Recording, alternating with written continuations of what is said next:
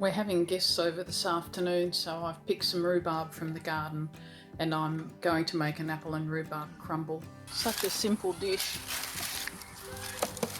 but very tasty.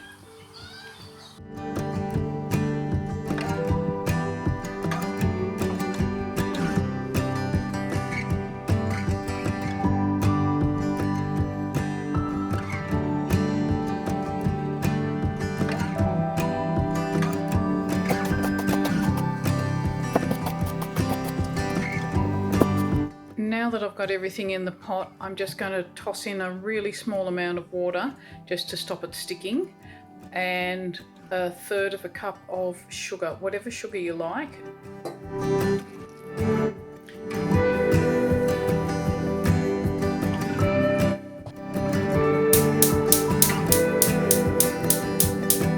I'll let this cook down and I'll come back and show you in a few minutes when it's softened.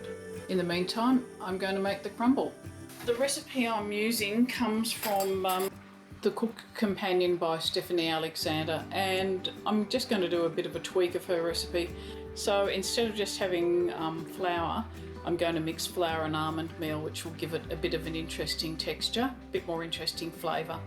Right, for this part of the recipe, I've got some wholemeal flour, some almond meal, baking powder, home ground ginger, and of course some butter and some sugar, and again I'm using an artificial sugar. Meanwhile, back on the stove, the apple and rhubarb is just about cooked down. There's a few pieces up the top which are sort of quite firm, but everything else is very soft.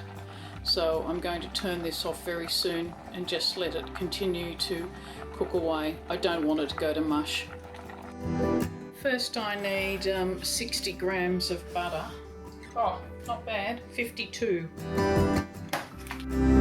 62, that'll be fine.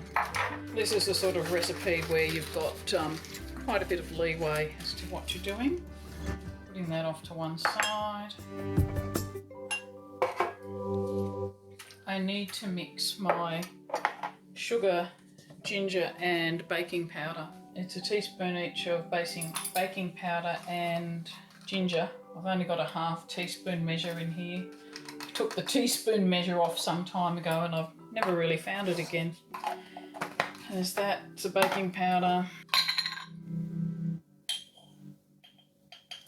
If you don't like ginger, you could put in any other spice that you like, nutmeg, allspice, whatever.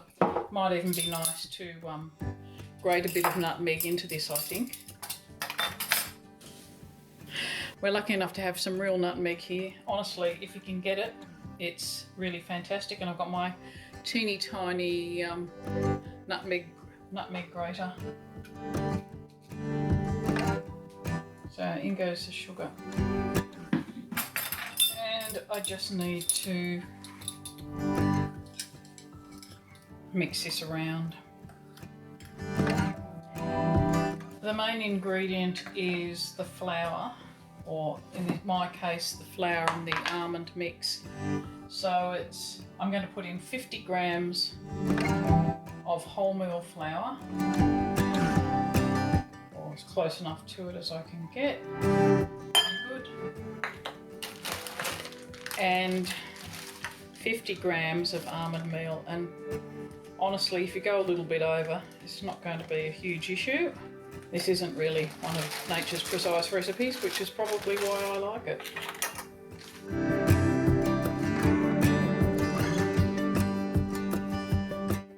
Nearly there. There we go.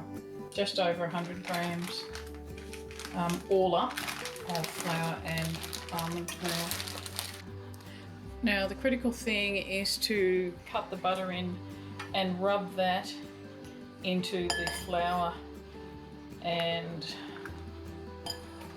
almond meal mix, and that's something you do with your hands. Stephanie specifically says don't do it with a food processor. I know it's very tempting to do that, but apparently it will turn into a super fine mix which will just burn on the top of your, or burn on the top of your crumble rather than mix. So old-fashioned way with fingers, obviously wash your hands first.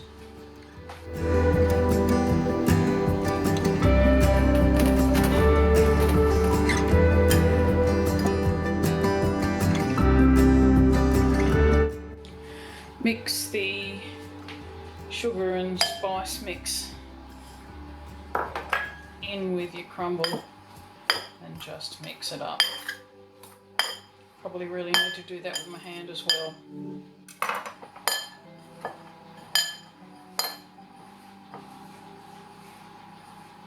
Butter your baking dish and then get your fruit in.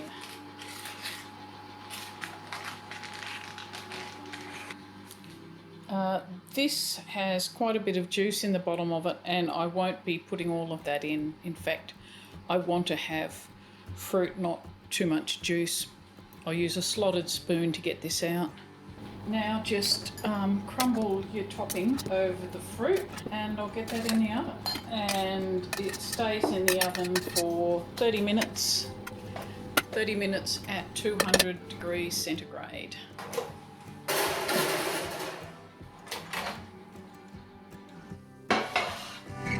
Out of the oven and all finished.